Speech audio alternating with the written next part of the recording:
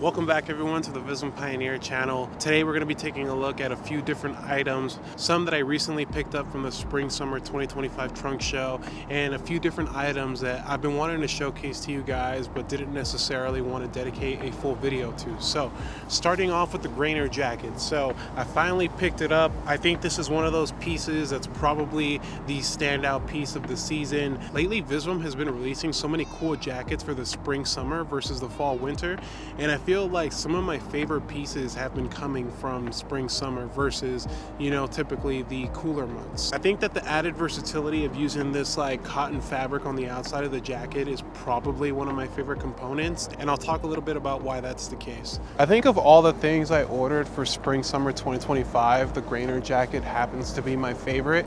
It's probably the item I was the most excited about purchasing.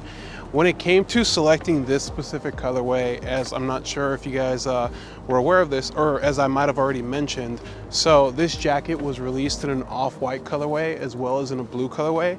I chose this black colorway because I like the way that the black looks in regards to like the damage and the distressing that's been done to it. What I like about it the most is the fact that these crash details and repairing that can be like done, they're very like low key, and when you look at it, it kind of just looks like an old sweater, and I think it's one of those like traditional like Visvim details that makes the jacket extremely comfortable, versatile, easy to wear.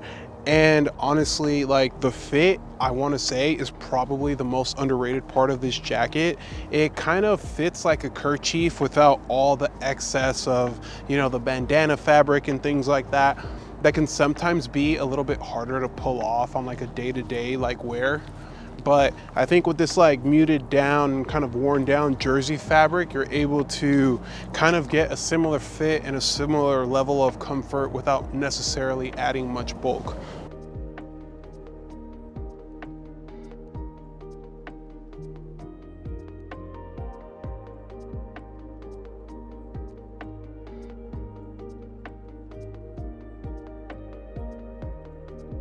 So I picked up the GRENIER down jacket as part of my spring summer 2025 Visvim trunk show order. I believe the retail price on this was like $2,700, almost $2,800.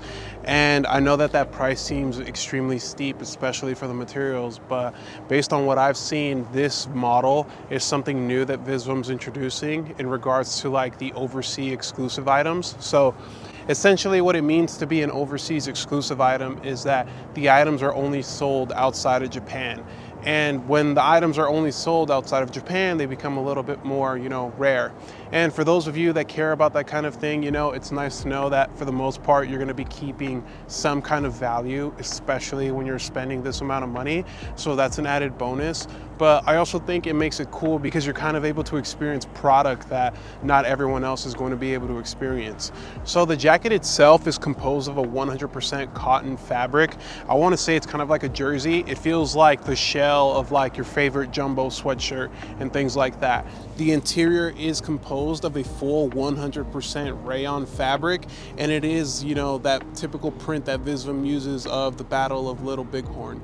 And I think it's an interesting detail, especially for those that don't necessarily have the ICT pieces that typically come with that fabric. So I think introducing a detail like that just adds a nice, cool, like little factor for the person that's like, you know, buying the jacket or wearing the jacket. The crash detailing throughout, you see a lot of different repairs, and they're honestly probably one of the best like components of this jacket. It definitely makes it feel like it's been in your closet for decades, and you don't feel so guilty about wearing this kind of fabric because it makes it easy to like just wear and kind of abuse and not care too much or worry too much about. Like if you get an extra snag, it's not too big of a deal. It'll just blend in with the rest of the jacket. So I think that that's a really cool feature when it comes to like the overall wearability of being able to wear something like the GRENIER. The other thing I like is the custom Visvim zipper here, and it's something that's been highlighted on the recent dissertations. I believe that Hiroki has been using a lot of zips for some of his products, and it's nice to see something as little as a zipper kind of being elevated and given a little bit more attention than it otherwise would be. The rest of the jacket is composed of these like snap metal buttons. They have a very tactile feel, especially when you're like pressing them and snapping them together. They feel like they're gonna hold the jacket in place, and I think that these kind of details details really elevate what would otherwise be just a regular jersey jacket. So when it comes to the filling is a mixture of, I believe, like 93% down and 7% feather. I think it's cool when Visvim does the whole down feather approach when it comes to their jackets. It doesn't, you know, while it's not something that people will necessarily see or feel, it's nice to know that they're not skimping out on like a cheap material like a polyester on the inside of the jacket. The added versatility of being able to use this as like a layering piece makes the value of it stand a little bit more than some other items. One of my favorite components of the jacket, which might be a deal breaker for many people, is the use of the hand stitched chain detail on the back. So if you take a look at the back of the jacket, you're able to see that Visvim has been doing a lot more branded pieces as of late.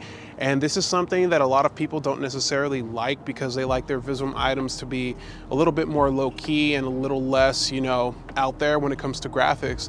But I think with like the historical context of traditional Americana wear and the type of stitching work that you see across the logo being placed on the back, I think it kind of pays homage to vintage pieces from the 1950s and 60s in a tasteful way.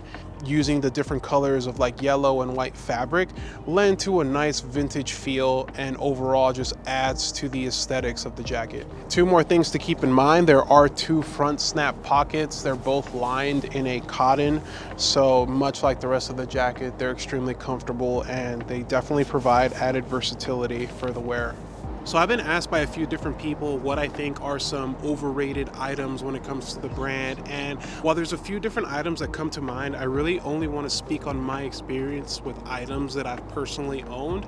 I feel like that's the only way to give a fair critique. That I've owned the items for quite some time and I've given them the opportunity to be able to live up to the hype or not. One of the first things that came to my mind was the Skagway Lo G pattern. So this is probably a model that has been very popular amongst Visvim collectors lately, and it's been seen on several different celebrities as well, and I think that that's probably what adds to the lure of wanting to purchase this item.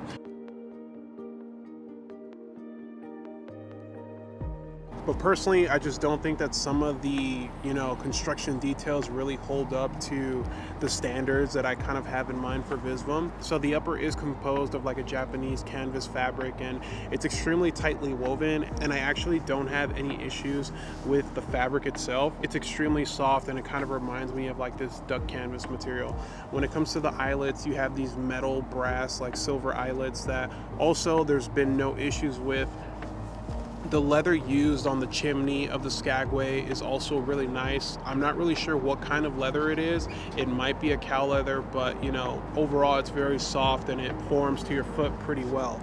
When it comes to the leather used on the toe cap, this was originally white, but over time, because it was a pigment-free leather, some of the UV rays from the sun have caused it to turn this yellow color. Now, I personally don't mind that as a detail. I think that it's okay that the leather ages naturally, so I have no issues with that. My issue with the g.patten is the sole. So the sole is kind of like a hot point when it comes to the Skagway g.patten, because the whole point of buying this model is to get this like leather stacked midsole. And as I'm sure you can tell, they're kind of like exaggerated in their proportions, and it's pretty much the highlight feature of this model. The construction of it really hasn't been up to par. For example, the leather lining, so it's a pigment-free leather lining, and as you can see, there's a lot of wear happening towards the heel of the shoe. And while normally that wouldn't be an issue, I didn't wear these as much as you would think I have, or based on the wear that's showing, it kind of started happening within a couple of months of wear. The other part, and I think this is probably the most divisive part for me, typically Visvim's known for collaborating with Vibram and creating these like really special outsoles that are durable and provide a lot of like grip while also, providing versatility. But the issue that I have with this pair is that, as I'm sure you might be able to tell, it's coming apart and it's kind of like bent here, and it formed a full crack across the entire width of the shoe. Now, it doesn't necessarily affect the wear of the Skagway. Like, I can still wear it and walk around with it just fine, and I don't even feel that part of it under my foot. But at some point, the cork that's inside, and there's plenty of it, it'll start falling out and the shoe will just start to like crumble as I wear it. So the other problem with having a sole like this is that you can't easily replace the outsole. As a matter of fact, Visvim doesn't recommend that you do so. But if I had paid full retail price for these, I probably would have been more upset than I currently am. It's one of those shoes from Visvim that looks extremely cool, but it just doesn't hold up to the wear that you would expect from a shoe at this price point. Other details include this lightning bolt like taping across the shoe, the cup midsole that we already kind of talked about, a full leather lining, a cork footbed, and you know, the Visvim stamp here on the forefoot of the shoe, as well as the typical like leather tag on the tongue, which the tongue also has this like little hit of leather here that's extremely soft and that is nice. But overall, the quality of these just hasn't held up to what I would expect from the brand, which is a shame because I think overall it's a pretty good looking shoe and a lot easier to wear than you would think. Like this like toe box is extremely chunky, and one of the issues with the Skagway before was sizing. They used to run like half a size to a full size big, but now that you have this like stacked midsole, it kind of elevates your foot a little bit higher and it's more of a true to size fit versus old versions of the Skagway. I want to say this pair is from either 2021 or 2022, and honestly I haven't worn them so much to where they should be kind of falling apart in the way that they are. But you know, thankfully I didn't pick these up at the full retail price, so I guess that there's that consolation. So the issue with the, you know, split outsole is on my left pair. This is actually the right pair. I kind of have a similar issue when it comes to the interior lining. You can definitely see some of the wear on the inside. The outsole hasn't started separating yet, but you do see some of like the different wear and split of like the paneling on the toe box. You're also starting to see a little bit of that tearing on the interior of the shoe. And so I expect at some point this one's also probably going to have like a failing point right there. Some people have pointed out that maybe it's the way I walk or the way that I step, but honestly, you know, if it doesn't happen on other shoes, I don't see why it would happen here. Overall, the rubber on the outsole was pretty durable from the beginning. There is slight heel drag that has happened. It does wear pretty hard, but other than like this bottom issue, I think that the shoe would have been a nice casual sneaker to wear, and it would have been one of my favorites, you know, had that not be an issue. But the fact that it just hasn't held up, to me, makes this shoe extremely overrated, and I most likely won't be buying another pair.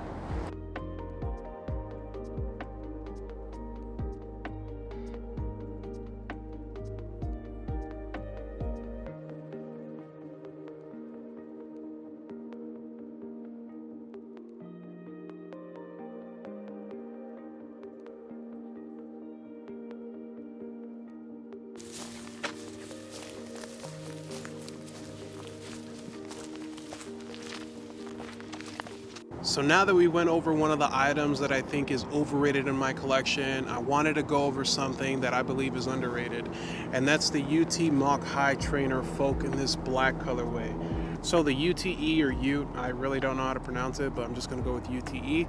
So the UTE trainer, so this is kind of like Visvim's interpretation of the FBT / moccasin style for the 2019 season. So I think that this was one of those models that when I saw, I thought was pretty cool because it kind of had some of the elements from the FBT that we've come to expect, right? Like the moccasin inspired upper, the more tech focused outsole that's a little bit friendlier to the wearer and kind of has more of like a trainer silhouette.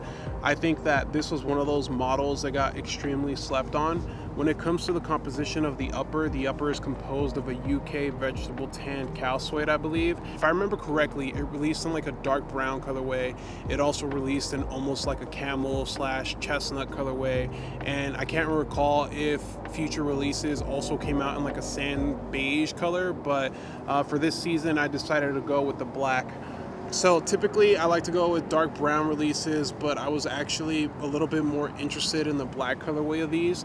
I think that the silhouette lends itself to being a lot more sleek than a typical FBT, and so I thought with sticking of the theme of sleekness that I would stick with like a black colorway that kind of went a little bit more under the radar.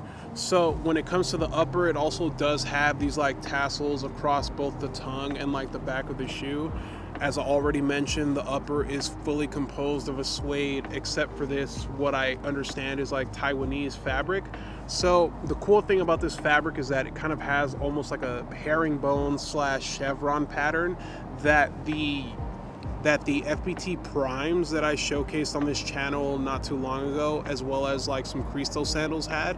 And so I thought it was cool that Visvim brought back that material. It's extremely comfortable, extremely stretchy, and that's actually a good segue, because one of the issues that some people have with this model is the fact that it's a lot more of a narrow fit versus a typical FBT.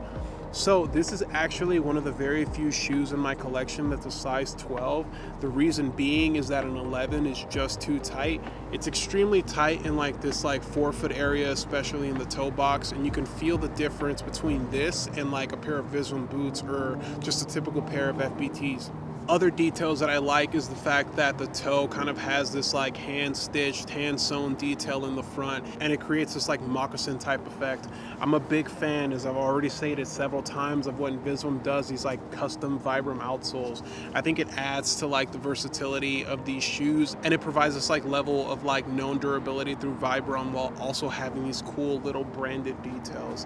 I believe some of the shirting for this season, like that Sunnybird shirt, had the Visvim logo written out in a similar font, and so I think it's cool that you're able to like kind of like almost put a timestamp on these items when they release, because you see similar fonts and similar logos throughout some of the different product lines. Another cool detail is that the insole is leather lined. If I'm not mistaken, I believe there's like a cork footbed on these, and like the outsole is this EVA Phylon outsole that's extremely easy to wear. It bends in all the points that you need it to bend, and so it just makes the wearing experience extremely comfortable.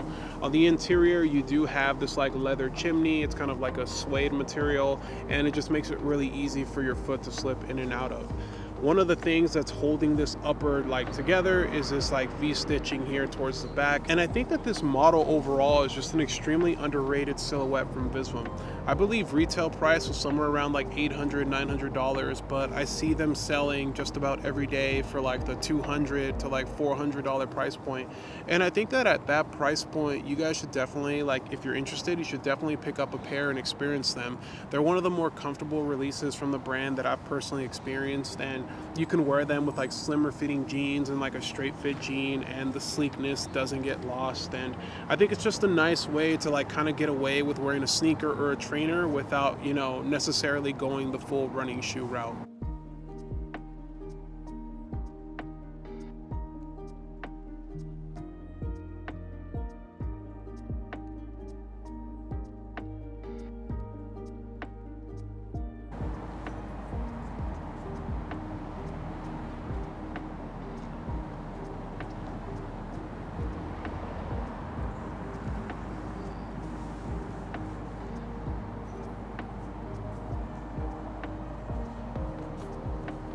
So now that we've discussed a few different models that I believe are overrated and underrated, I want to showcase an item to you guys that I believe is perfectly rated, and that's the Visvim Virgil boot. So the Visvim Virgil boot is kind of like the introduction to the brand for so many different people. I think along with the Cristo and the FBT, this is like one of those pillars of the brand that people are always going to gravitate towards, and it's an entryway point for so many different people. It kind of has that workwear aesthetic to it.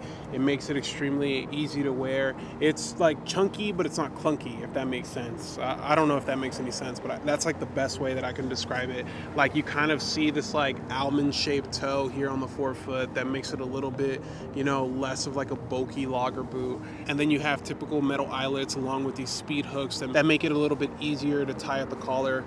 I personally like to wrap the laces around the boot and wear it that way.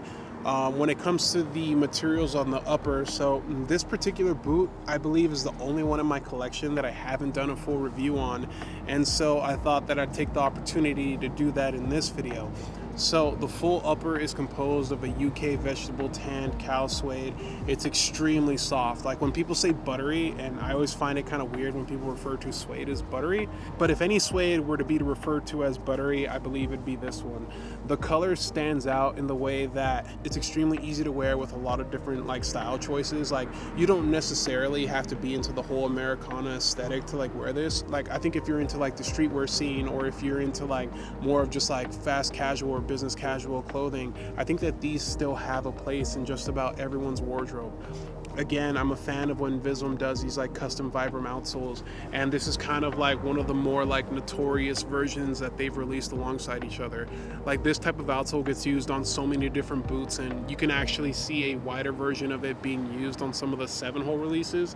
But I think that overall this boot is just extremely comfortable, extremely versatile, and one of those pillars for the brand that I think will be, you know, a beloved classic at some point. But going towards the back of the shoe, you do have this TPU heel stabilizer that people typically see on like the FBTs and things like that. You do have this continued use of the suede on the chimney of the boot that I think adds some nice paneling and like texture. The laces used on this boot are like this rope cotton lace. The interior does have like portions of leather. I believe there is a cork insole as well as a leather footbed on this boot. And overall, it's one of those models, again, that I think everyone that's a Visvim collector should at some point have in their wardrobe.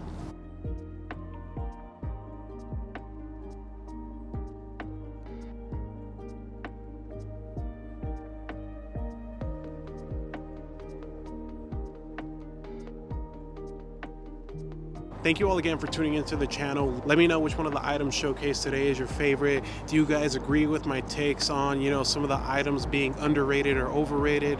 I'd really appreciate it if you guys could like, comment, and subscribe. And until next time, thank you for tuning in. Peace.